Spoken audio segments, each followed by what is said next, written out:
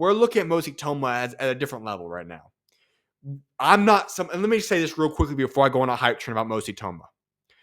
I am all for the hype. He deserves the hype. Has he solidified the hype in terms of saying that this is a guy that's going to go forward as that next heavyweight star? Obviously, we can't say that yet. And I always do have a problem when we start proclaiming any guy in any sport as the next, you put in the fill in the blank of a superstar athlete. If that is in basketball, we have a guy like Victor Wembanyama.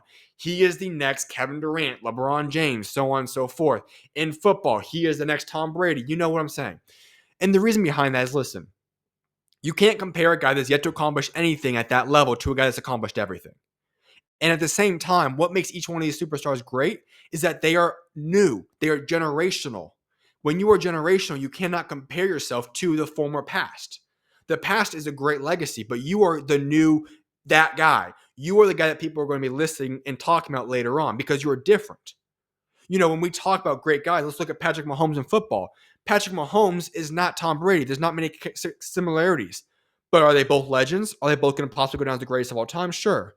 And the same can be said about basketball, soccer, or football for those that are British tuning in, so on and so forth. And so when we're looking at boxing and we're going to go list and say Mosi Toma is Mike Tyson, is Muhammad Ali, is, you name, fill in the blank of the different all-time great Lennox Lewis, all-time great heavyweight fighters, obviously it's a little bit early to say that.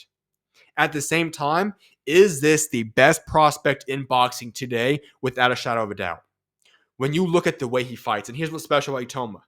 He's not just a big, strong heavyweight, the likes of an Anthony Joshua, the likes of a Tyson Fury, those type of guys. This is a guy that is big, but still able to move fluently.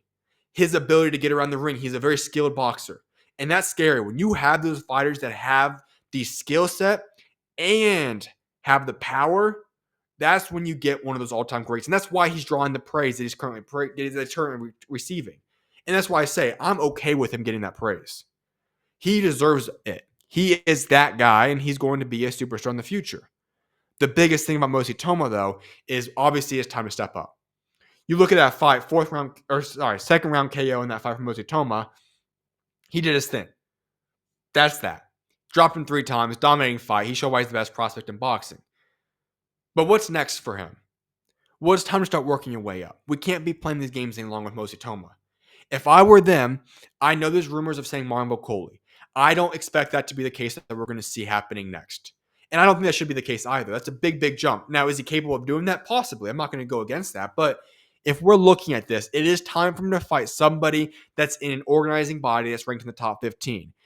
Not somebody that's just going to be thrown out there and say, top tier Ring Magazine top 10 type of guy, but somebody in there. Because when you look at those top 15 rankings at the heavyweight division, there's a lot of guys in those ranking groups that probably don't deserve to be ranked in the top 15, but because of connections, relationships, whatever it might be, they're thrown in there. So who are some guys that we talking about here?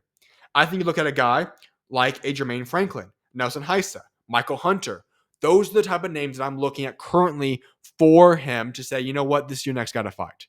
They all make a lot of sense. It makes a lot of sense possibly get that fight made, and I would love to see those fights happen. And if you can get that fight in August or September, by the end of the year, December, or maybe even early 2026, you make that jump to a top 10 Ring Magazine type of guy.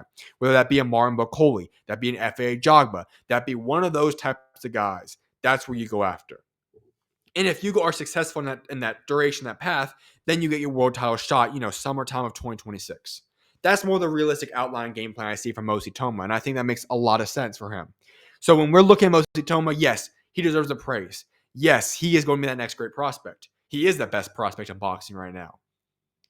But we got to make sure he goes and continues to progress properly, and I think he will do just that. I want to say one more thing about the prospects in boxing.